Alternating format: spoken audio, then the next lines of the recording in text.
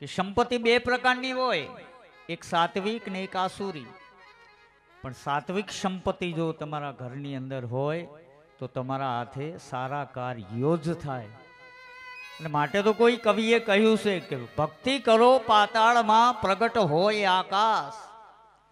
હૃદયની અંદર જો ભક્તિ પડી હોય, ભાવ પડ્યો હોય તો ભક્તિ કરો પાતાળમાં પ્રગટ હોય આકાશ. દાબી દુબી ના રહે જેમ કસ્તુરી સુવાસ. પણ માણસ કેવો અભાગ્યો, તમે જુઓ કસ્તુરી મૃગ આવે જંગલમાં, એના નાભીની અંદર કસ્તુરી હોય, પણ હરણ છે ને આખા જંગલમાં કસ્તુરી હોદે. એને ખબર ન હોય બાબાજી, હા, કે મેરે નાભી મેં કસ્તુરી હૈ. એટલે આપણો બધા એનો સ્વભાવ એવો થયો છે. હા, આપણે ભક્તિ હોદવા બધે બહાર નીકળીએ છીએ, પણ આપણને ખબર નહીં ભક્તિ તો હૃદયની અંદર હોય.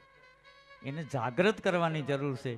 પણ ભક્તિ જ્યારે ભૂખમાં પ્રવેશ કરે, તમારી ભક્તિ ભૂખમાં પ્રવાસ કરે તો એ ભૂખ વ્રત બની જાય.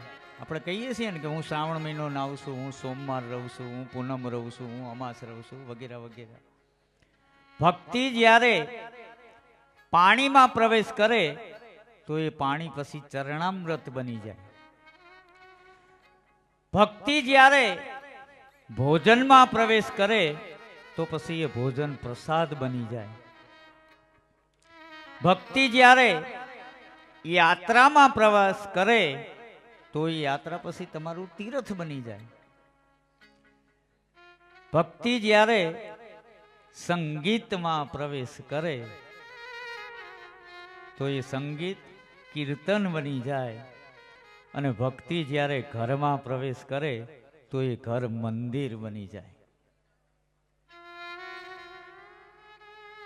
ખુશી મળતી હોય ને ત્યાં રહેજો અને હસતા રહેજો હંમેશા. હસવું બહુ અઘરું છે, બધાને હસતા ન ભાવે. પાછળના કેટલાક સમયથી મોટા જે શહેરો છે, જેને આપણે મેગા સિટી, મોજ મેં ટુડે ઇઝ લાસ્ટ ડે કથાનો હસવું બહુ અઘરું.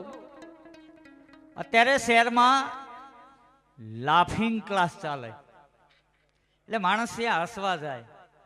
અને એ લાફિંગ ક્લાસમાં જઈને માણસ હસતો હોય ને એવો ભૂંડો લાગે. લાફિંગ ક્લાસમાં જઈને પછી ડુપ્લિકેટ તમે હસતા હોય, હા હા હા હા, એમાં મજા આવે. હસવું તો અહીંથી આમ અંદરથી પ્રગટ થાય.